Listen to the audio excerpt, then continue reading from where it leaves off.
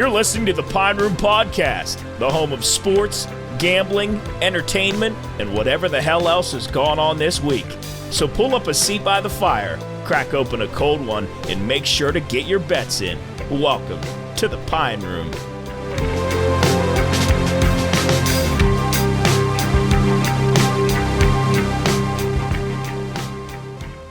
All right, welcome into the Pine Room Podcast. We have an exclusive feature tonight for you, number 5 in our series of exclusives, and we're pleased to be joined by Tony Chiazza, a outstanding official. We're really proud of what he's done for this area, a guy coming from Wheeling and making it into the big time. Tony, welcome to the Pine Room Podcast. Thanks for having me.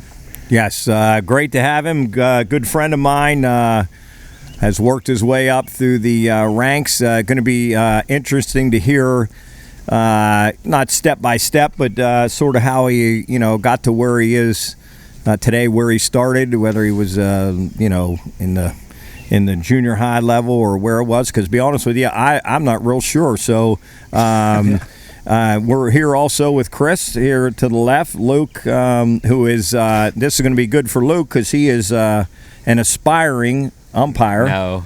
Oh yeah. He quit already. Don't sell yourself short. and Brian Soup Campbell right here to the far right. So Tony, obviously it's great to have you here. I know things aren't cranking up for you yet, but tell us because it's interesting to me. Obviously you're one of the premier referees in the NCAA. Where honestly did this all start? And I'm sure the listeners out there would love to hear that. Well, it actually started at the YMCA in Elm Grove. Ramsey Rahi. Yeah. I was working there in high school. He used to make us officiate the little kid games, and we all hated it. So this wasn't something that you said, boy, I'd love to do this. Ramsey made you do it. Yeah. Oh, so you owe everything you're doing right now to Ramsey Rahi. Yeah. Okay, like my agent, right? Yeah. So anyway, go ahead. So from there, about the time I was going to college, he said, you ought to get certified and do it while you're in school, make some extra money. So Tom Bechtel, who was the I don't even know what the title is. He ran the training class. Okay. At the time, and when you took the training class, you were certified in Ohio and West Virginia, and it's still today it's like that in our area. So the first year I went through the training class, and I was doing it back and forth from going to Huntington to Wheeling, taking the class, and then after your first year you can start doing junior high games and middle school or freshman games, so to speak. Well, let me stop you there. What age was this when you were taking the class? 18. Oh, so you were 18. And how old are you right now? 42. Okay, so 18 years old, you were taking the class. Yeah. So you hadn't started doing any official refereeing other than for YMCA for Ramsey at the time. Right. Ramsey. Right. Okay. Continue. So my freshman year at Marshall, I was doing, lower level games in that area. Same thing down there. It's you have the river there, so you have Ohio and West Virginia. Then going into the next year. Yeah, it was all right. I'm making some extra money. They said, you should maybe go to some camps. So that's when I started, going to some teaching camps. A guy by the name of Joe DeRosa, who was a longtime NBA referee, worked a gazillion finals. Yep.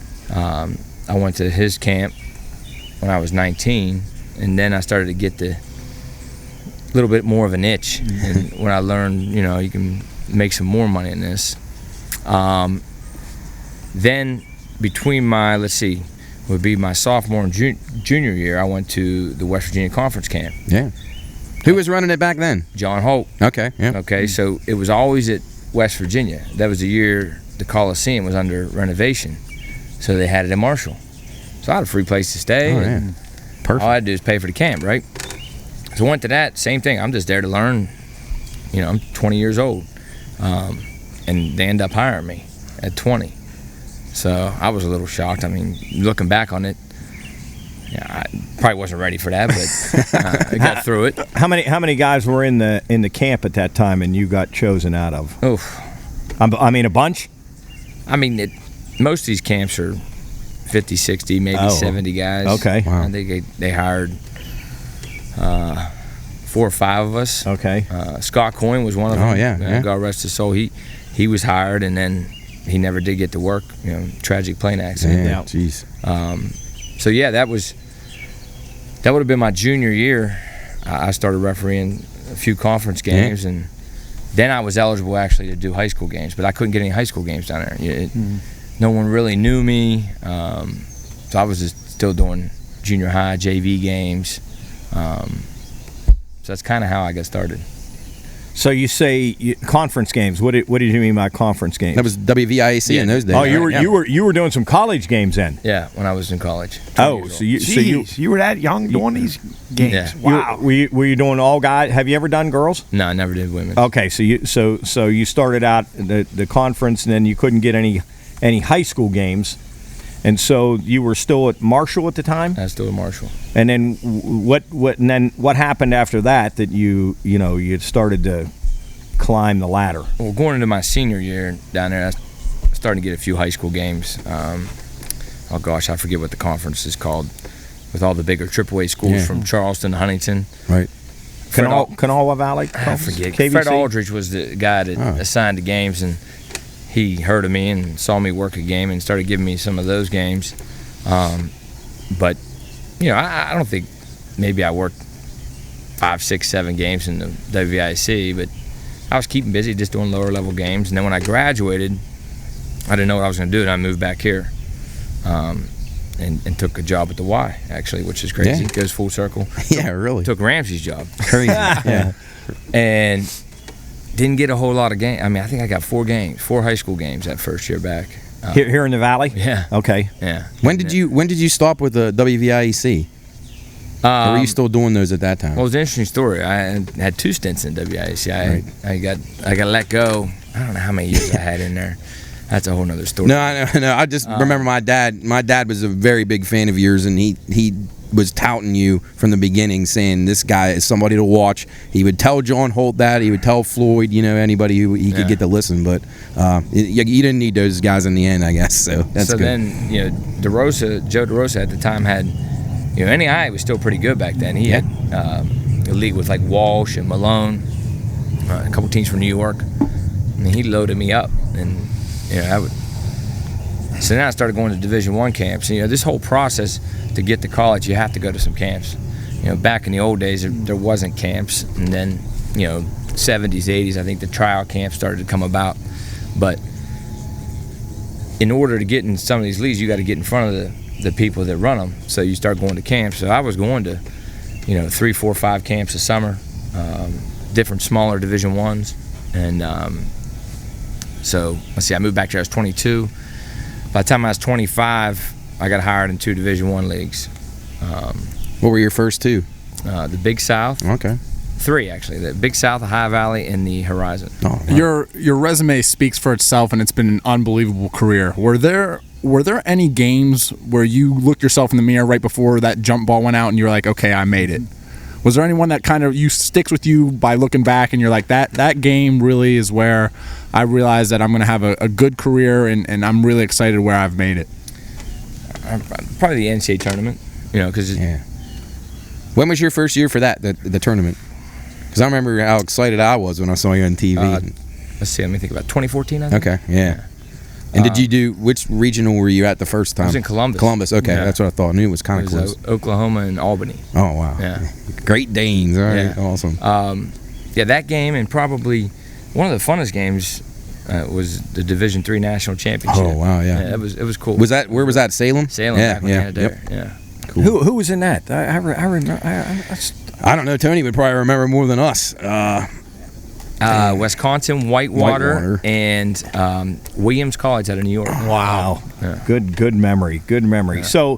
So then you did you not? You were still working a conference then, weren't you? Were you working any Mountain East? WVIC at then, or were you totally done with? I can't even remember the year that I went back into the Mountain East, and I worked a few. When they switched over, I worked a few Mountain East games, but my Division I schedule was starting to take off, so I didn't really have much availability, and Okay, so and then you were strictly Division One. You were out of the Mountain East Conference, or was it still WVIAC then? Well, it would have been probably Mountain East at that point. Yeah. It was getting to be Mountain East. I don't remember what year that.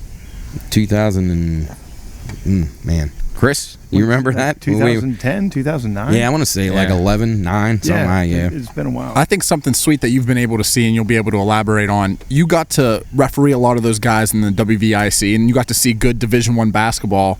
How close was that competition, and what's the big difference between those D1 athletes and now what you see in the D2? I say this to people all the time, like the lower major conferences, and there's teams in the Mountain East could beat those teams, Yes. compete with them. For sure. I hate that whole stigma, and locally you hear it all the time. Yeah. Division I, it doesn't.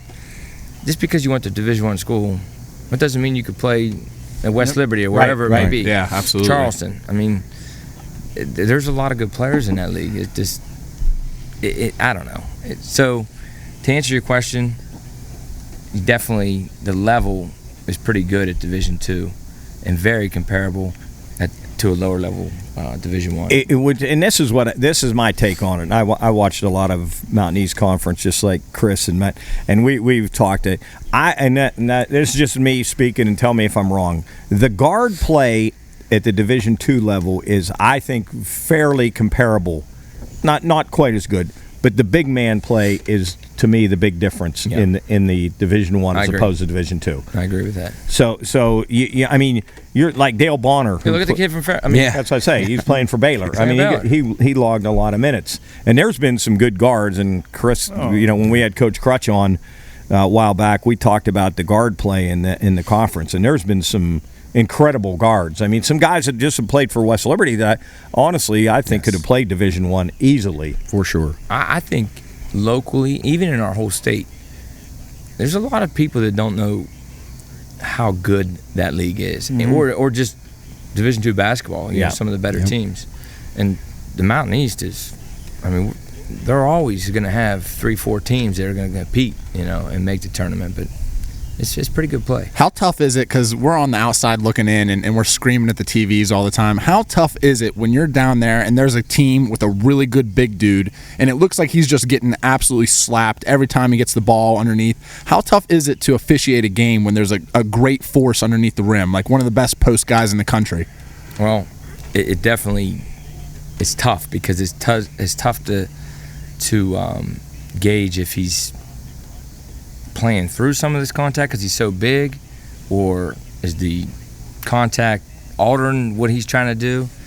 To go back to the Mountain East, the kid from Charleston, Lamont. I tell the officials all the time, he's tough to referee because he's so big. Which recently? Yeah, Lamont McManus. Yeah. Lamont McManus. The kid I had the kid at Illinois in the tournament. I mean, he's one of the Kofi? largest human beings I've ever seen. Yeah. And he plays through a lot of things that, a guy that gives up 75 pounds to him and a couple inches wouldn't. But so because he plays through it like that, you can't call the same fouls, correct? not necessarily. I guess you have to judge advantage, disadvantage, in my opinion. That's kind of the way I look at it.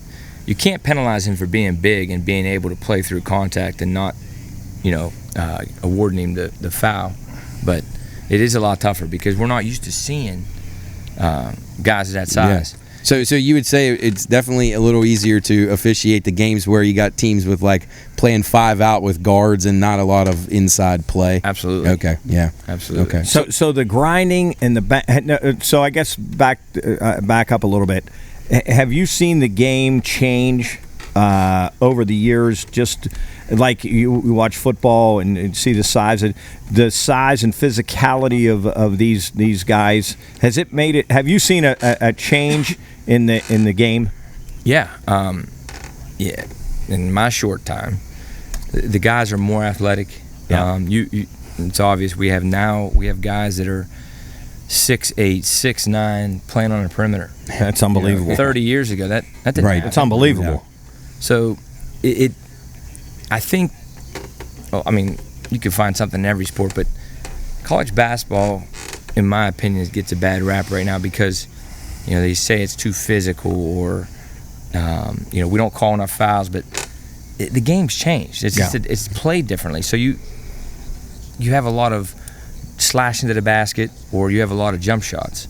When you have a lot of jump shots, what's going to happen? If you're, 3-pointers, the amount of 3-pointers shot in a game are way up, right? Oh, right. Yeah. Well, the percentage of making 3-pointers are down, right? So Chris, you complain about that all the time. If you shoot 35-40% from 3, that's a pretty good night, right? Mm-hmm. So there's 6 or 7 aren't going. Guess what happens? Now we got rebound. Long rebounds. So when you have rebound play, that's the hardest thing in my opinion to referee is because they're all collisions and I shouldn't say they're all. A lot of teams, you watch West Virginia, or teams in the Big East and the Big 12, they're going. All 5 guys are going. Yeah. So that it has changed a little bit. And so my next question is, and that was the next thing I had, and you sort of segued into it. Is there a difference in the because you've worked all the Power 5 conferences, right? We've worked all of them. Well, you weren't out west. Pac-12. No, Okay, but anyway, the difference in the conferences is like the Big 12 as opposed to the Big 10, as opposed to the SEC. Is there a difference in the style of play, or are they pretty much all the same? It's just some teams play at a different pace, tempo, and it's much different. I think a little bit of both. I think it depends on the team, but there are a few. I think the Big 12, which I don't work, but in the Big East, are two of the hardest. Got to be two of the hardest to officiate because a lot of the styles they play are physical, crash to glass. Whereas, the Pac-12 and maybe just watching and working in the ACC, it's a little more finesse. I'd agree with that from an observation. Yeah, for the most part. I mean, it depends. These coaches move around; they bring their style with them. So, and then the SEC and the Big 10 I don't work in, but they're just as powerful and physical as anybody else. But a lot to do is with the style of play. Yeah, hey, Tony, I want to go back to when you talked about beginning and that, because I didn't know what your background was as far as how you got involved on it, but. Was that the normal, like for a kid your age, I mean, when you got started pretty early, is that like the normal ascent to the top? I mean, did you just, with obviously you're a hell of an official, but was it the right place, right time type of thing? Or is it mostly guys that getting that, at that young age, getting assigned Division I? I mean, because I didn't know you were that young. Yeah, that's kind of rare to be that young, but I mean, you do see it. You don't see it as much, but some of it may be right place, right time, but. Right. I tell everybody this: you can't do this alone. You got to have people that's helped you or taken an interest in you to help you along the way, answer your questions, to talk to whoever's making a decision, hiring, say, hey, this guy's a pretty good guy, or he's a pretty good ref. I use your personality because you can be a good ref, but not a good person, right? And nobody wants to referee that, right?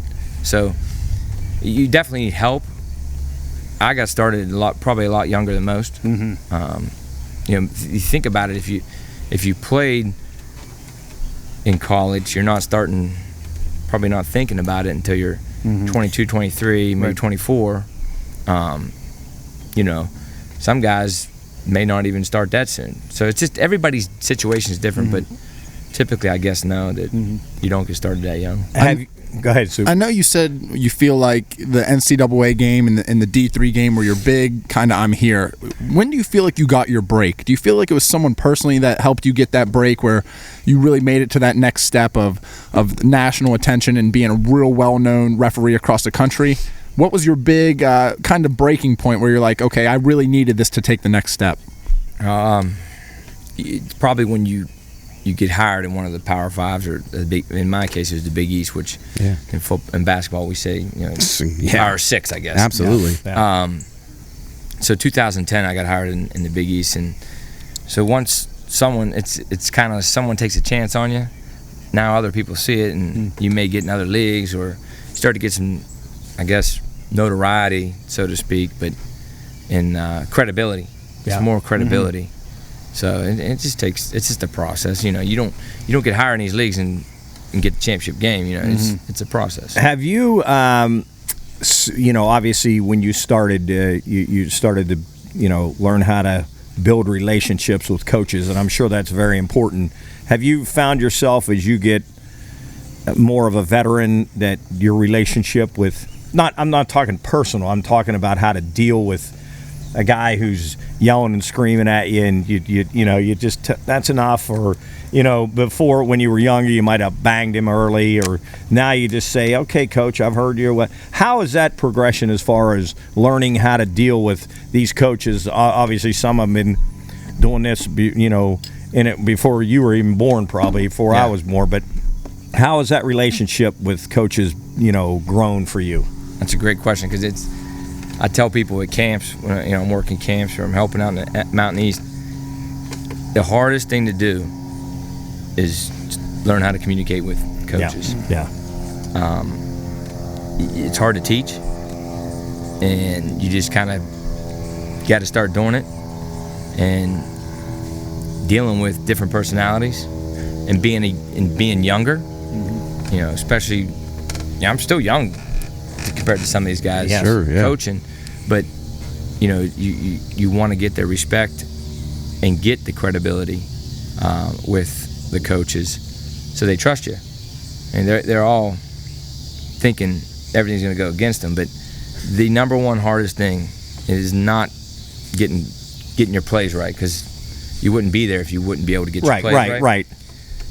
In my opinion, is learning how to deal with coaches. I totally agree with that. Yeah. That's why I asked the question. I think that's so important. Well, and then if you've noticed that also, then in the progression as you got older, that you could tell that the coaches started to respect you more, as opposed to, coming in, you're a 24-year-old kid, what the hell does he know, whatever, and then, you got a reputation, you're pretty damn good. So that relationship probably grows on their side too, realizing that, They start to buy your act. I always say that.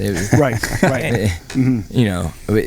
But they're going to see if you're getting your plays right. But I think a lot of times, young referees, including myself, we don't know what to say, and we either say nothing or we say the wrong things instead of just listening. Mm-hmm. And that's what I tell young guys now: just listen. Listen to what they're saying first. Try to bring them down to where they're just talking to you and not, hey, listen, I'll talk to you, but bring them down, listen.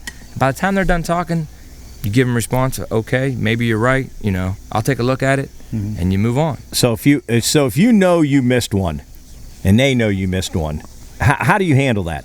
What's the way to handle that? And he says, Tony, you missed that. I'm telling you, just missed it, and you missed it, which happens. It just happens. Well, absolutely. How do you handle it? I mean, if I know I missed it, I'm going right over there. If he's going to bring it up, I'm not bringing it up. You're not telling him. but if he says, Tony, you missed that. I'm going to say, yeah, you know what? You're right. Mm-hmm. And that's the way, I'm sure. You can't do that you can't do that more than once a game. One maybe the last 30 seconds. Right, exactly. Well, that's. But yeah, I mean, that gives you credibility. What's a guy going to say then? Yeah, right. Yeah, absolutely. Because if you say, you can't really say anything else, right? Right, because you're just going to piss him off if you say, no, I didn't miss that. I got it right. Exactly. And he knows agree, right? Yeah. How far is that? You kind of, like you were kind of elaborating on, you kind of have to have that good emotional intelligence to be able to read the coaches and talk with them, and you probably respond to each coach differently.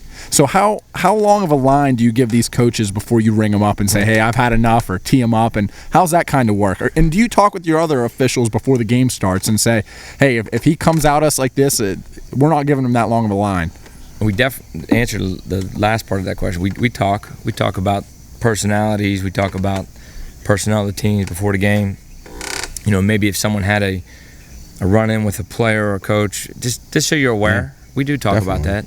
Not that we're out there looking for anything, or we're going to get you back for it. It's not nothing like that.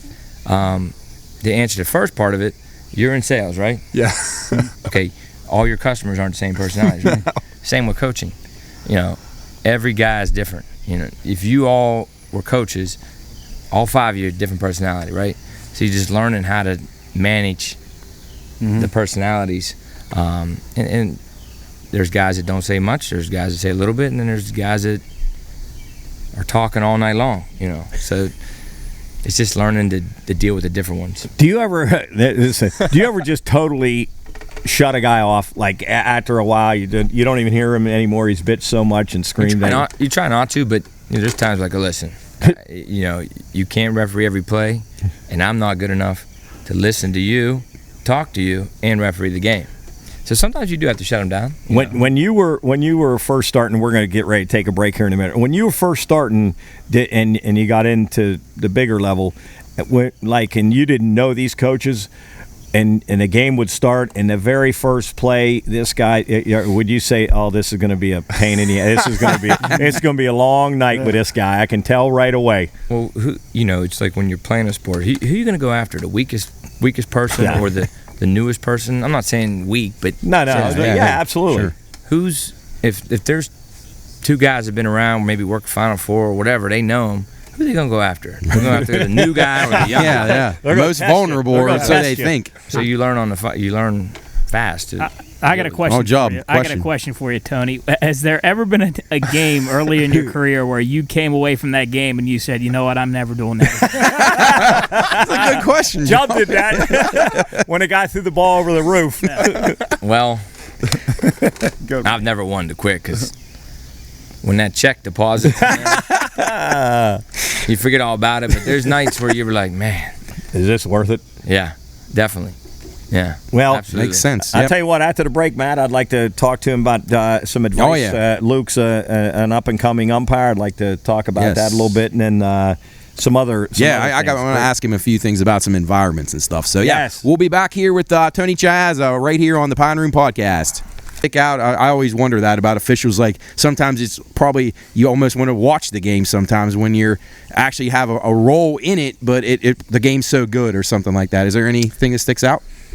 No particular one game, but places. Yeah. Okay. Yeah. Cameron Indoor, obviously, just rocks. Yeah. I mean, they're right on top of you. Yeah. Literally. Yes, that place is small. The Garden, you get energy from the Garden. You get, St. John's or Georgetown, Villanova have a lot of alumni there. You get some games rocking in there. Plus, it's just my number one favorite place to work. Oh, yeah. The Garden That's is? awesome.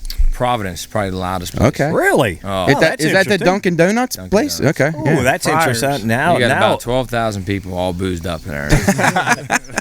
You get a little rowdy. Coach, we might have to take a trip. Loud. Oh, jeez. Very loud. We'll go cheer Tony on. The referees don't get enough love. No, they don't. Yeah, well, we here at the Pine Room Podcast are all behind the referees, and especially Tony. I've never yelled at a referee in my life. Chris. Yeah. Chris either. Yeah, Chris never. Well, it's more NFL. I don't. Hey, we should jump. Tony's group, they're fine. Yes. Jub, can we get a shirt that says "Make refereeing great again"? Yeah, I'll see what I can do. All right. Yeah. Let's see. Tony, toughest call in the game. Block charge? Nope. Charge? No? Over the Over back. the back? No. Wait. I got Not block charge, not over the back. Goaltending. Traveling. Whoa. Carry. You know what I think the hardest plays are? Out of bounds. Wow. Oh, yeah. Out of bounds as what Like do you a mean? guy's on the line or saving a ball in or Anything. any of them? Yeah, okay. And I can see that. Now with replay, it's just you go look at these plays. You're like, Hey, Yeah, what? Now how does replay change? I'm glad you brought that up because are you guys taught to now encouraged to let certain things go, or how do they kind of coach you up with that replay being there to back you up? Obviously, it's changed a lot for you. I mean, there's only certain things. There's more and more expands. It seems like it expands every year, but it's good and bad. Yeah. Because now I think people forget that Depend we're on human. it, right? No, the viewer at home. I got you. Yeah. They forget that we're human. Yeah. And obviously it's easy to referee on a replay, but it's good because all we want to do is get to play right. So I like it. Yeah. Do we use it a lot? Maybe too much? Probably so. But I know Chris says that a lot. Games drag on to the end. as a referee, like I said, we want to get to play right. But we want to avoid that phone call too. Sure. After the game, hey, how'd you miss this? But if we can get it right, why not do it? But it's not good for TV because it slows the game down, and it's in every sport now. I mean, do different conferences that you work? Do they have different replay rules, or is there any? Or most of them are pretty standard. no, Division I, Everything. standard. So I'm sure when they add new things to you guys each year, how do they go about doing that? You got to watch tutorial videos, or how's that? Yeah, they just go over it, maybe different scenarios, what you may use it on, but it's pretty defined. It's just So walk me through this. When you go over there, number one, who gets to put the headset on, and is there someone talking to you guys, or you get to make the decision right there? Well, that you got a lot of complexity to your question. It depends. Everybody's using a system. It's called DV Sports. Yep. I'm gonna sneeze. Jeez. Yes. It's all right. We can edit Chubb it. can cut it out. God bless you. I'm gonna just dumb. No. So DV Sports, there's no one talking to you. You typically the person involved in the play, and then the referee assigned to the game. There's always a head referee, but once the ball's thrown up, it's all on everybody. But so it's usually those two go over and take a look at it first, and then if it's something really tough, you get the third opinion and then make a decision after that. Back in the day, before this DV Sports came about, which is actually based in Pittsburgh, Right. you would talk to the producers in the truck, and this is crazy. And some of them were really good, and some of them really bad, and they were trying to get you what you want and get through their commercials because that's their main priority because that's what's paying the bills, right? It's totally. Is getting through the commercials and doing whatever they're doing. So sometimes, or you have like a bad connection, or they couldn't hear you, or it's loud in there. But pretty much all Division I conferences are using DV Sports, so there's no one talking to you. Gotcha. The SEC does have a I don't know what do they call them, the replay center. They have it for football and basketball. I guess it's unbelievable, but they actually talk to a guy. There's one guy that they hired just to do replay, and they actually, So you're not making the decision; they are. At the SEC, yes. That's what I mean. That person's making. Oh, so you're Wow. just you put the headsets on and they That's tell you. interesting. That's interesting. I did not know that. That's cool. So and I want to go back to block charge because that's an interesting one for me because I've seen. Have you ever a tough one? Guy going down the middle, moving it. You got to block. Your partner has a charge, and you guys Blarge. But have you ever embarrassingly one guy hits it with this and the other guy's here? I've had one. You've had one? Or two. And my partner had no clue. I just went to him, hey man, I got something different. Got to go double foul. It's a bad rule. Oh, double foul. Okay. I wondered how that was. Okay. The NBA, they don't do that. I'd like to see our rule change too. Now, if you but when you get that block charge and it could be iffy, do you hesitate just a second to look at your partner and see if he has the same as you? Yeah, I mean sometimes if you're calm, you get too jumpy. Yeah. And you want to come out there banging a call away. That's when it gets you. And don't get me wrong, you asked what the toughest call is. Those plays are hard, but out of bounds. What's the best one-liner either someone from the stands or a coach has said to you and that made you crack up? This is a prompted question, so there must be a good answer to this. You don't have to obviously know names or where you were, but is there anything someone ever said to you? You're in the middle of a game and you're like, okay, that was good. They got me. I mean, there's so many things like that. I don't take it too personal. I like to mess around with people and have fun. I may laugh. I for one thing to stand out, man, you asked me too quick. Now, have you ever had a fan just like you've had enough and you got to tell security we got to get rid of this clown, or you can't do that? No, you can. I haven't done it much. I did it in the NCAA tournament one day. Did you? Yeah. The guy was far enough in the stands. He pretty derogatory comments. Really? Some other things, and there you just get security. But you got to be careful in some of these conferences. The people with these so-called money seats. Yeah. You never know who they are. Yeah. I just leave them be. Yeah. That's tough, though, I try to man. limit the conversation. They don't want us talking to them. Some guys talk more than others, but I just kind of block them out. Before the game starts, go ahead, Job. I was going to say, we talk about the hardest play to make. What's your call to make? What's your favorite call to make? Like, I know when I used to umpire, I would three-pointer. or just like a gesture, because I know like if there's a bang bang play at first, I just love to punch a guy out. No, his got to be 12,000 people. Teams coming back.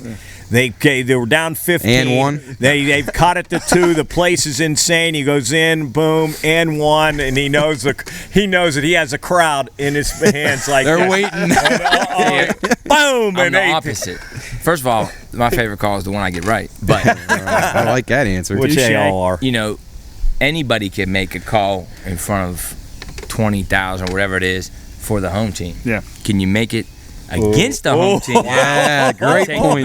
Great point. Oh man, I kind of like that better. Oh wow. Tell me this, for a charge call, I see people kind of do it different. Is it the hand behind the head, or is it just a fist, like bang, going the other way? Someone tell you to say this? No, no, why? Is that like a touchy subject?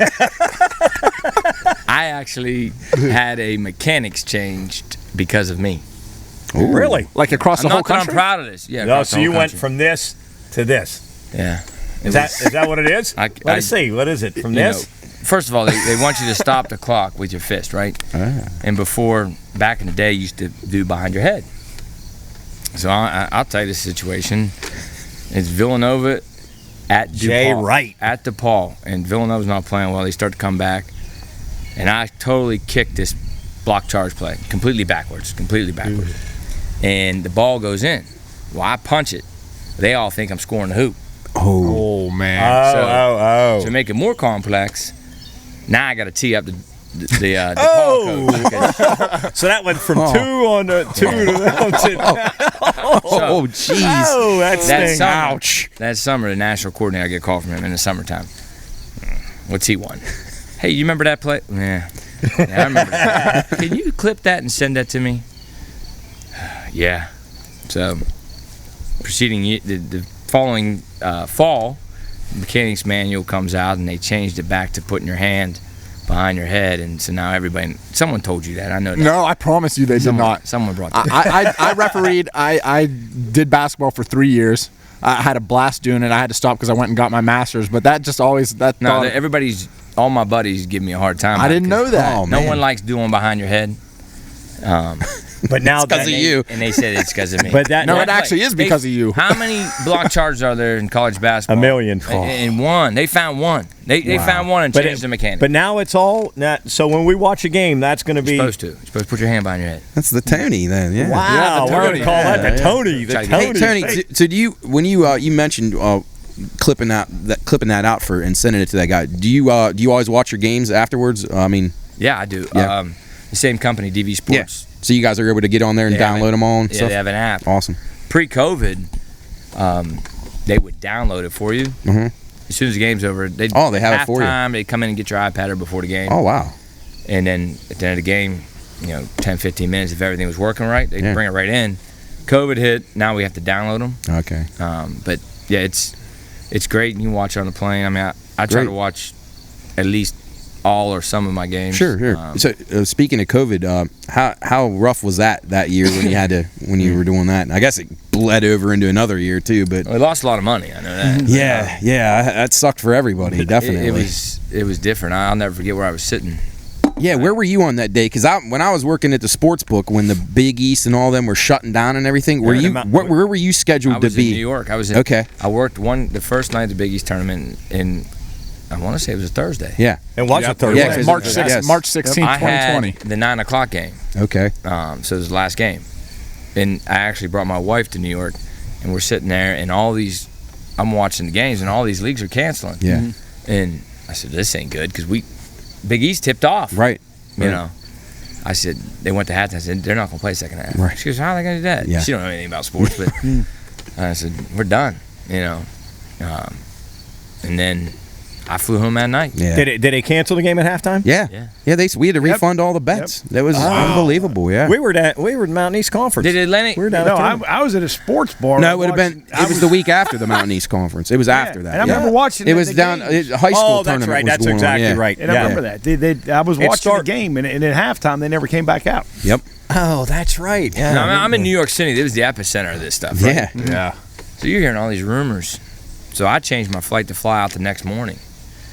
And I'm hearing all this stuff. They're going to shut the city down. They're going to lock people in. I'm like, damn. I called the airline back. And I said, got on a late flight to Pittsburgh, and I was out of there. Wow. What was it like in those venues when you did do games when there was no people? The following year? Yeah.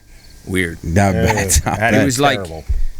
And there's no atmosphere, and the players can get up for a game, and the atmosphere sometimes helps the home team or whatever. But as an official, the atmosphere helps you. Sure. You get some vibes off of that. But it was weird. It was like doing closed scrimmages, and then kind of during midway through the year, some places would have a little bit of fans, right? And you heard everything. Yeah. You heard the coaches. Did you find that the coaches were a little easier to deal with during that time, or not? Or the same? I think everybody was a little easier to deal with. Everybody was kind of like, what's going on in the world? Happy to be back. Right. Just kind of glad to be out there again, yeah.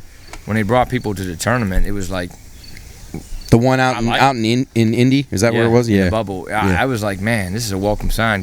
Hearing people. Yeah, that had to be. That was another. That had to be great.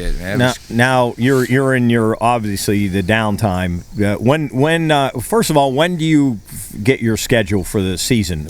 Do you get your entire season schedule? That's another thing COVID changed. Typically, we would get our dates. Probably the end of September, you start getting your dates, and they won't tell you where you're going until about 30 days out.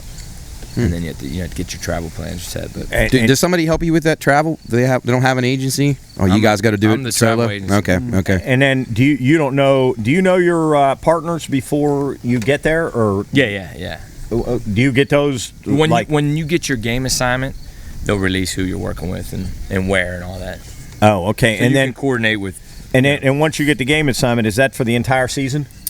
The dates. Every 30 days they'll release. Every 30 where you're days. Going. And then when do you learn if, when, and where for the postseason? When do you get that?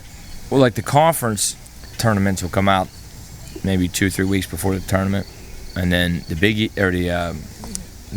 big tournament, the NCAA tournament, you literally learn where you're going that Sunday. Oh, just Sunday like the teams then, huh? Selection Sunday, you learn. Unless you're going, the guys that are going to Dayton first 4 Tuesday games. and the play-ins. Wednesday, they'll find out Saturday. Oh, okay. Yeah, so first 4. Yeah. And now, what's the deepest you've gone? Have you done a Final Four? No, you've not done it. Have you done it? I've done it. Standby as a regional. Standby as a regional. Okay. Are you a supervisor too? Are you no, I don't know what I'm calling it. The guy that grades the officials at like do you do anything for the Mountain East? That kind of stuff. Doug Spry is the Doug Spry. Yeah. Right. Are you a Doug Spry anywhere? I help.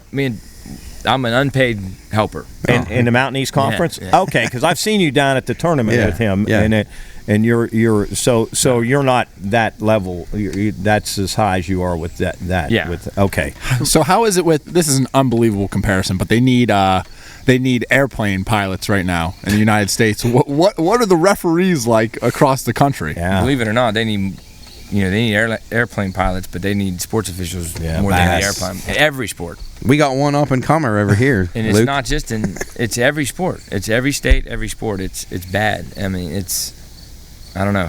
What would you change, if anything, to get more high school and college kids really interested in it and say, wow, I should go officiate some basketball?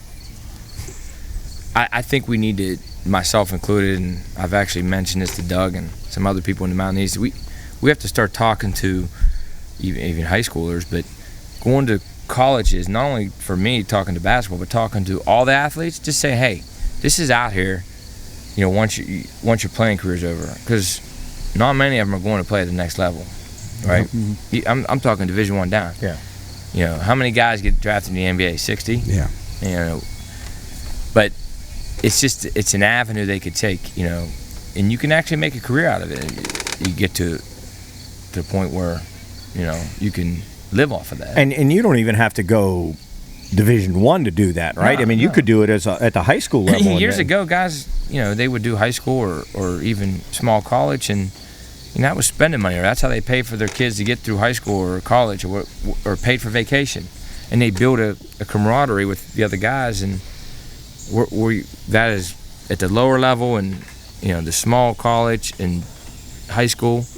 It's gone. I shouldn't say Tony, it's gone. It's almost gone. It seems as though what you just said about that, like being able to talk to the younger kids or college guys that there's because it seems like nowadays, and we all know, with the shortage of referees, umpires, whatever. I mean, and a lot of it seems like the negativity all comes from parents and fans, and people are just getting out of it. And they're like, "Screw this! This isn't worth it." It's a different world. I mean, but you've always had to deal with fans, right? But you know what? It seems worse in my now opinion, than ever, though. the worst thing that's happened to officiating has been social media.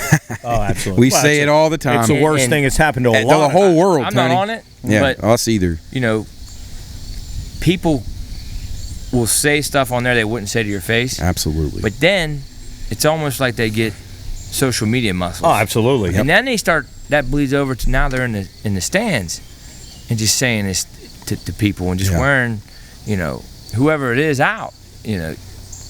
People think that any sports official is going in there to screw you. Right. Screw your team. Put it to you. It's not. Well, Tony, and you talked to Mark earlier about this before we came on the air. So, if you're in situations like that and you got somebody making threats to you or whatever, I mean, how serious do you have to take them? And do you guys have like some type of security or anything, like people that look into these threats? I mean, because it could be really serious. Each arena you have police presence most of the time, or some kind of security.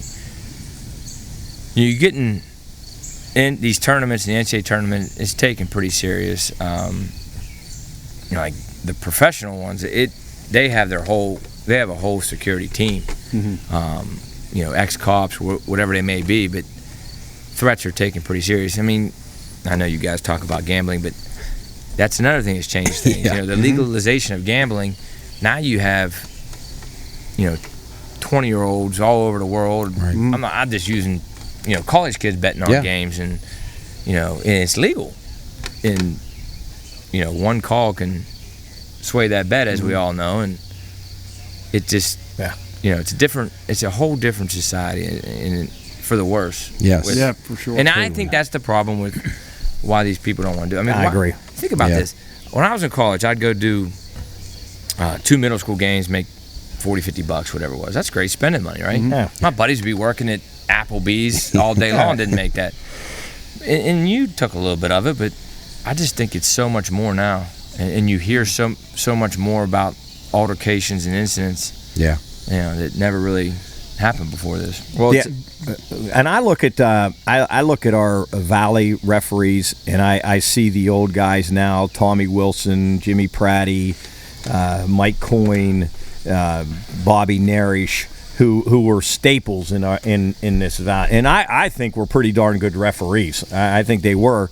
And that era is coming to end for these guys. I mean, they not that they want to, but your age just catches up with you. And those guys were, I mean, if you go to a game, you'd see Donnie Cash, you'd see, and you knew you were going to get a good referee game. Yeah. It really was. And people can complain and whatever, but those guys were solid. They were consistent. They dealt well with the coaches. But now I don't know guys, and maybe because I'm older, but it doesn't seem like the same camaraderie now as it did then. Do you see that? Absolutely. There's all those guys you mentioned. I looked up to those guys. Oh my God! And they enjoyed doing it. Yes. And they did it for extra money, but they built a bond with the other guys, and they also worked at it. Oh, absolutely. To try to get better.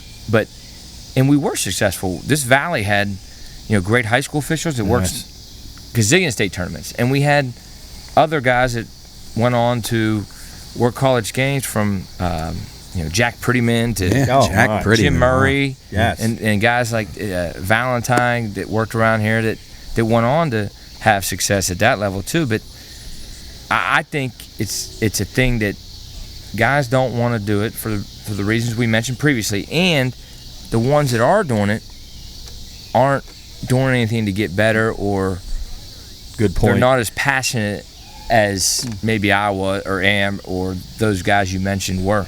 And I think the thing about like Tommy and Bobby, and those guys never had ambition to to go like you to that. They wanted to make a living of it, being a very good And that's okay. high school. Absolutely, that's what I'm saying, and that's what made them so good. And I think that when the coaches would look at their schedule and they'd see that Bobby and Tommy were on the game, they were like, "Oh, They took pride in their work. absolutely, Right. And they hustled. They might have missed one here, but they got along with the coaches and did the kind of things that you were talking about, and that's missed very dearly in our sports today. Well, and I go back to the camaraderie part of it. When I got in the High Valley board or whatever in the West Virginia Conference, those guys had such a close bond. They would drive a half hour their way to meet and finish driving to the game. Or, two guys would come from one area, split up, go to another area, and then all meet back at a place. And when I started in the Big East, and still today, it's a very close-knit. And a lot of the leagues are, but the younger people coming in, they're just like, go do the game, and they're off doing their thing. Or, we try to stay at the same hotels. And That's awesome. my favorite time was Fridays, because you had to be in there the night before the game if it's before 4 o'clock. So then you go eat dinner and you have nothing to worry about, right? And you just hang out with your buddies. Well, it's funny you said that, Chris and Matt. And we remember when we'd go to the West Virginia Conference tournament in Charleston. Yes. All those referees would sit together. It was like a fraternity. It really was. They had a section that they all sat together. Definitely. They ate together. They worked together. Yep. They were such a good team. I mean, I don't think you see it as much anymore, but I could be wrong. You could name those guys in the conference that worked all the time. And they were best friends. They're best friends. And That's they right. lived 2 hours apart. Absolutely. I mean, one of my dearest friends I talk to him almost every day is a referee. I mean, you build these relationships. Absolutely. It's just like playing on a team. Yes, If you have good camaraderie in the locker room, chances are you're going to play together, right? And you're gonna be a good team. Work well. Likes each other. Absolutely. You're gonna be a good team. That's great. Hey, I think Jub's got a couple questions for you, Tony. Yeah, well, I had He's one. got stuff written down. Yeah, I had one just question about refereeing. Has there ever been, because we talked about disco demolition night here. It's Comiskey Park. Yeah, has there ever been like a situation in a game where it's gotten like rowdy to the point where you go, after this is over, I gotta get out of here? Like a dangerous situation, like you're in a Where they arena may rush to court or something. where the team lost, or the team lost in on a controversial call, in their opinion. And I see what you're saying, John. I was thinking the same question. I mean, I've been in those situations. I can't name them, but you just get the hell out of there. And hope there's security there, right? I hope they're waiting for you, or maybe the team or the coaches. I hope your locker room door is unlocked. But and there's some hostile environments where, I mean, you just don't know what people are going to do. No, not nowadays. You're right about that. I remember when I first got into Big East, guy still working in there, a guy stepped over the front row, and they were shooting free throws and went towards him.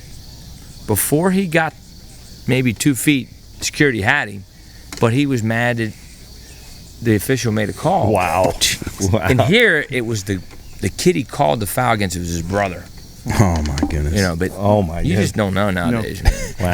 Has anybody ever waited for you outside the car, like your car or anything? Hopefully not. Yelling from a distance. There's been people out there, Yeah, we always say this on the regular podcast, but if you're doing that, you really need to get yourself checked out. I mean, really.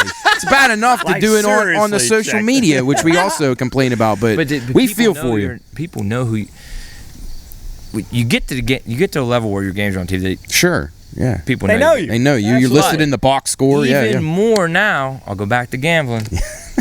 These people know. Oh, I know, because they're looking for trends, too. Yeah. Like, you call a lot more fouls. Trust me, I know you hear guys talking about it. I'm a small-time bettor, and I've been mad at officials where I wanted to flatten their tires. There's not many times where I got to say that I was actually mad about the officials costing me betting games. I don't know. Oh, no, I've heard you yell. Well, I'm not saying but mostly in football. I agree with Chris. Well, football, yeah. And then I don't bet the NBA. I mean, there's guys I work with that's gotten hate mail. Oh, yeah. It takes time to write the letter. You said right before you got a death threat? No, not death threat, but it's pretty nasty text after an NCAA tournament game this year. Well, that's what they were to get I'm not your real sure how they got my number. Yeah. Which that has nowadays to be, they can do whatever they want. Well, that has to be scary to some degree. I mean, it wasn't threatening me. I just whatever. I'm probably never see the guy or know who it is, but Yeah. Tony, it is kind of scary, I guess. How did they get your number? Yeah. Well, Tony, when I umpire, I know I love getting yelled at because then you can just throw them out whenever you want. Boy, Luke. Do you like getting yelled at? Because when I get yelled at, I just talk back to him. Like it's so fun. I enjoy it. Young whippersnapper. Yeah, I was going to say, you tell you're young. No, I don't like getting yelled at. Luke said he loves it. I love it. I mean, I don't get my rocks off for throwing people out. I'm telling you, you just want to get through the game. No one see you. Yes. Go on to the next. Be forgotten about, Yeah. right? Hey, how many tees a year do you give out? I'm saying 5. Over under 4.5. I was going to say 4.5. Oh, what do you think? 5? Yeah, I'd say 5. I'd say under. Too high. Yeah. Now, is this players and coaches or And Just total. Oh, Over I don't know. 5. Players are different, but I think I only had one technical and a coach this year. Okay. Yeah, because you're pretty even keel guys. But this though, the player tees, like if two kids get into Right, it, you kinda have and they're to. not yelling at me, but I got to take care of it. Right, So exactly. Are you counting that? Oh, no. No, I would say something directed towards you. Right. I would say, no, yeah. I had less than Not like a double less than T. 5. Okay. Okay. All right. Good. What about, you said how you want to just get through the game. Favorite city you've been in and the best meal. Do they go hand in hand? Dude, I love food. You and me both. I got a list here on my phone. Every city and different places I want to try or Ooh, that's good. that we go to. Best city for food? Jesus. New York. Oh, I knew that was coming. People love it. Yeah. Hard to go wrong. Yeah. All right, Job, you got All right. something for him? Yeah, I Fire was going away. to ask one more question because because it's a pet peeve of mine, but we'll save it for maybe another time. No, go ahead. Go ahead. Yeah, Fire so away. I was I want gonna to hear ask- your pet peeve. Well, because I hate. And the reason that I quit umpiring was I hate parents. I hate parents. And I think that the younger that you get in age, as far as sports go, I think the worse the parents are. I don't know. I mean, obviously, you haven't been in young sports for a while now because you've been doing college stuff. But do you find that parents have gotten worse as time goes on? Yeah, I mean, that's the part of it. Like, so you guys, both of you guys are young and talking about it. And the thing you're saying is parents, the way they act, right? When I was young, in your guys' age, you had a couple, but it wasn't every night. Yeah. And Right, that right. was before social media and all this stuff. Yeah, but absolutely. now, it's like you have a couple nice guys, and the rest are all Yeah. A-holes. Do you think, Tony, real quick and then continue, do you think that's because not every parent, but most parents now think their kid's a superstar? Oh, I think it's entitlement society. Entitlement. I think, That's it. I think the parents think their kid's entitled because they play on the AAU team Yes, or whatever it yes. is. And Travel. I think the kids are entitled because of the way they get treated. And it's just, I don't know. Yeah, but I think that I think that contributes a lot to the lack of young people wanting to do sports. No, around here. That's sad. That is the number one factor. Yeah. Yes. Yeah. And the second thing, in my opinion, is the time. There's so much going on with phones and TVs and whatever it is that, people have other things going on. Before, when there was not every game on TV, Yep. Before Jub asks you those final fun questions, who gets to decide who gets to do the jump ball? Because I just want to do it every game. dude, you throw it up crooked, dude. I'm serious. I would want to do that too every high day. and then jump and miss the ball. That's a really good question because, this is something we joke about in the locker room. There's some guys that, so the referee assigned the game is supposed to do it, but they don't have to. So when I first started refereeing, all the old guys, they don't want to throw the jump ball because you can get hit. I got hit in the head before, Or throw it up wrong. Yeah, have you ever botched one? I did this year because, and I'm a good tosser because I learned how to toss because all these old guys would make me toss, right? Do you one hand. This? One hand. Yeah. So we're in the locker room, and probably the most fun guy on one of our staffs, he's like, you throw the ball up. Don't mess it up. I said, I'm a good tosser. I ain't going to mess it up. Well, we went about 2 feet. And the coach, I can't repeat the words he said. And he's a really good dude, and he's funny. And he said, that was a Worst effing throw Yes. up ever. And did you say? I started laughing. I Did said, you say yes? It was. Yeah, I said it's his fault. Okay, So now he made me do it. Now he's like, you ain't never tossing again. Now they changed the rule that it has to go 4 feet, just like they changed your charge Well, rule. the other thing is the other two guys are supposed to call back. But you call back, they're going to say, well, you do it. I've seen that happen. But there's some bad tossers that think they're good. And I want to toss. That's a terrible way to start a game, too. my. A bad toss. Yeah, starts out with of bounds, a whistle get it. already. Yeah. Right. I don't mind doing it. 1 second in, you got a whistle. I don't mind doing it, but I'd rather not. Oh, really? Sorry, one more than Jub can go. Who NBA referee you look up to kind of try to learn? Are there other guys in college right now that you like to watch them and say, wow? Two of my biggest mentors in my career were NBA guys. Joe Forte, number one, and Joe DeRosa. Now, I don't really know those guys. I know a lot of them, but some of the younger ones I don't. Some of the middle-aged ones I kind of came up with, but I watch them. They're still some of the best guys working. I watch, when I'm watching games, I watch the officials. You can learn from anybody. If you're watching a high school game and a guy's just there for, does it piss you off when a guy's just there for? And I could name some guys in the Valley, but does it piss you off when you were coaching and the kid just went through the motions? Yes, Yeah. yes. Same So thing. that's what I figured. You piss you off. Tony, what's a normal discussion like at halftime with you and your crew? I mean, Where are you going for dinner after that game? Yeah, No, I Well, mean, if it's a 20, 30-point game, we may be talking about this. No, I mean, just you talk about the flow of the game. Yeah, absolutely. Talk about what's been going on, foul situation. Maybe guy has 3 fouls and one of them wasn't very good. Okay. So we want to make sure those That's next 2 are good. Or do you ever say, "Hey, Jim, you're having a shitty game. Man.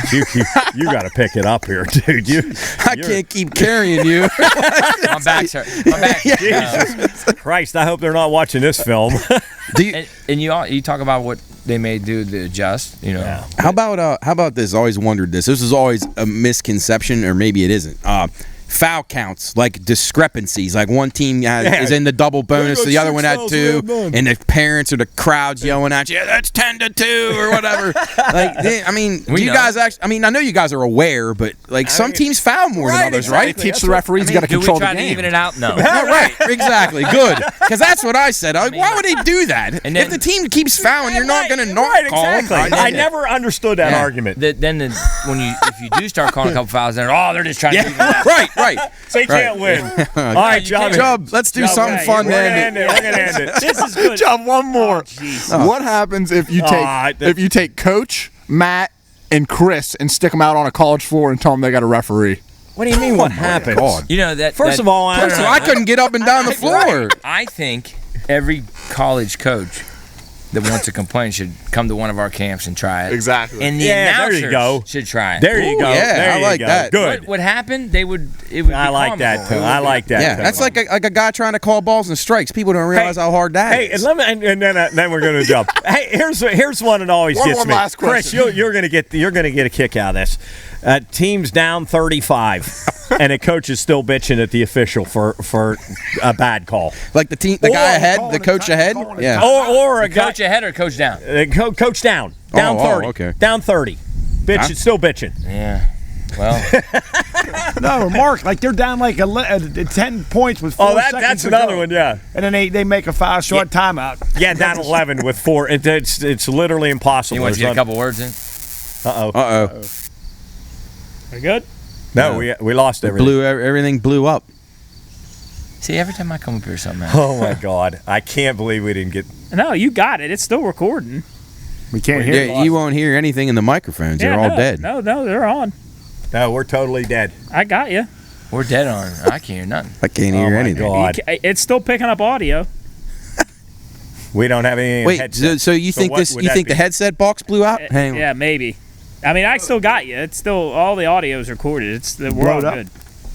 Yeah, something down there. There you go. Oh, we're back. There you go. Oh, sorry about that little glitch here. Job will have to Let me say something.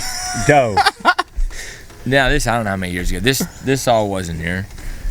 Pretty nice setup. Oh, pretty nice. I mean, Pretty nice really? setup back here. But so he. Oh, here we go. Pretty nice. So I You ever been on anything like this? I can't believe this just happened. Now I got to hear this story. Now, So it must be something with me because It is. I come up here one Saturday. I can't even remember who's playing. Me and a couple of baseball coaches at Wheeling Park and Coach Dell over here. He's like, oh, come up. You got to come up. You're not going to come. So I come up. I can't think who was playing, but the afternoon game was a big game, right? No TVs.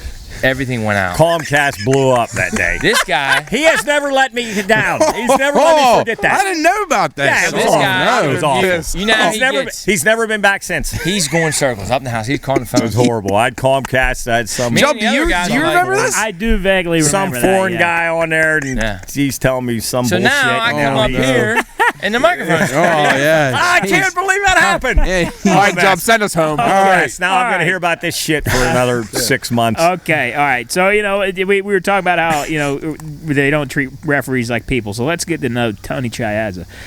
Here we go. All right, favorite food? pasta. I mean, Oh, imagine that. You know why? Because his mom. Does Grandma still do the? Nah. No. Yeah, she can't hardly see. Okay, but I cook a lot. You would be proud of me. Oh, really? Oh, I cook every Cook off. Yeah. But Grandma. There's our celebrity chef. What day was that? Grandma every Wednesday. every Wednesday pasta at their house. The Yeah, Colangelo. different family would go. We all couldn't go. The Colangelo house. Yeah. Yep. Unbelievable. All right. Favorite movie? We'll stick with an Italian theme. Goodfellas or Donnie Brasco. Ooh, good. Okay. Ooh, all right. I know the answer to this. Favorite type of weather? 95 degrees. No, Ridiculous. Stupid. I can play golf. Move in to that. Africa. Sub-Saharan. They got good leagues over there. Yeah. Wait, Job, real quick. How much money for you to drop everything you're doing and go join the Live Tour? What's your number? Everyone has their number. Well, Ted if they DiBiase If they said it. paid me more than my 2 jobs, I'd do it right now. That's it. That's all it would take. Heck yeah. Yeah. Okay. All right, Job, hit him. All right. Is favorite TV show that you're watching right now? If you're watching TV. I don't watch much. All right. Favorite show of all time. You're watching any shows? Yeah. Chris is Gilligan's Cable Island. or Whatever. Sopranos. Yeah, yeah. Hard to go wrong with that one. I had a hot take on Tony Soprano in our live show. Yeah, you did. Yeah. Let's see. All right. What time do you usually wake up in the morning? Oh, Jesus. Early. He's early. I see him at the wellness center sometimes in 5:30. 5 a.m. Yeah. Sorg says, out there with all you Sorgy? do is bullshit out there. He said you never sweat. He said all you do is walk around bullshit. That's what he told me. That's what Sorg told me. Get up and come out there. Yeah. Come out and see it for yourself. I got a spy out there. Jarrett's out there now, and he's sort You don't of come in, I don't see him in No, there. he ain't there when he we're said there. he saw you today. I'm out of there by, He said he by saw you quarter today. away. He said you didn't even take a shower. You weren't even sweating. All right. What is your favorite store?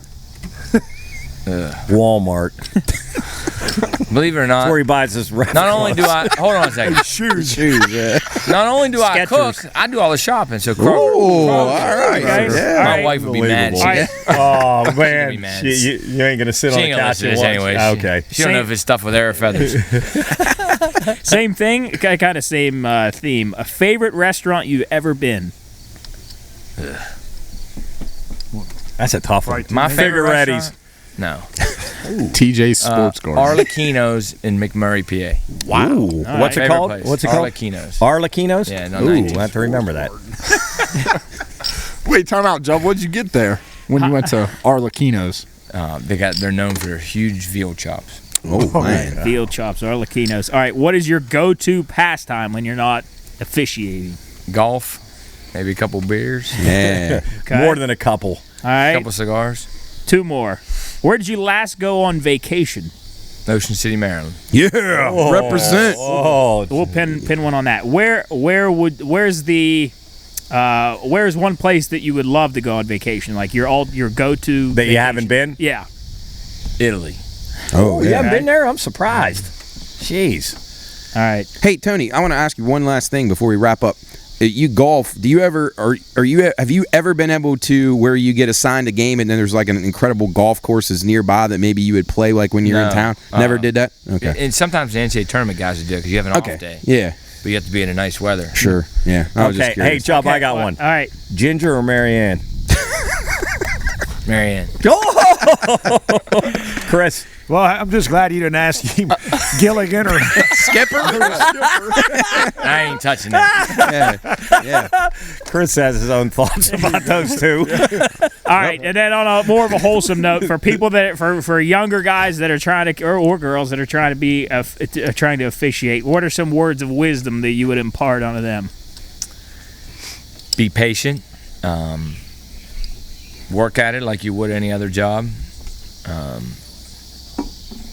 Stick with it. I mean, because there's a period, your first couple years, you're like, I'm not going to do this, but depending on what you want to do with it, you got to have some goals too.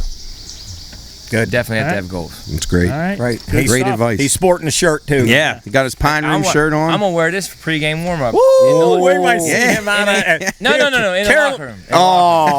Carolina Dukey's going to come out with this and go like, Now listen, hold on a second. These kids had NIL. Yeah, can we sign right? you? Yeah. So we've been saying, hey, we're independent contractors. Why can't we have I like something it. right back here? I like it. All right. Yes. All right. I think we're on board with that. But hey, Tony, it's been a blast. We've loved every second of this. It's been really, really fun. So thanks for joining us up here. Hopefully, Mark will invite you back for a game sometime. Yeah, when the TVs actually TVs are working. I'm glad everything kind of worked tonight. He said kind of worked. Yeah. Hey, Well, I didn't think Coach Crutchfield could be matched, but this was fun. Yeah, it was pretty damn exciting. Tony, thanks. he brought his A game. Oh, that was awesome. That was great insight and a very, very tough profession. We congratulate you on your achievements. Hopefully, one day, I don't know whether your goal is to get into the finals one day. I don't know whether that's where you'd be, but if you'd be satisfied where you are. But we might have to take a Pine Room field trip to one of his games and cheer him on. So we'll be at security. If you guys keep blowing on, you might be there anyway. Hopefully so. But Cameron, North Carolina Duke. Yeah. You guys got a place to stay. Oh, yeah. I forgot. You'll be right there, Soup. Yeah. So thanks for joining us here on the Pine Room Podcast with Tony Chiazza. It's been a blast. Jubb will have us out later in the week. Jubb, great job behind the glass. Great job, Jubber. Thanks for everything. And it was a pleasure again having Tony. And guys, thanks for joining us. And we'll see you next week. Yep. See ya. Thank you. I'll be on.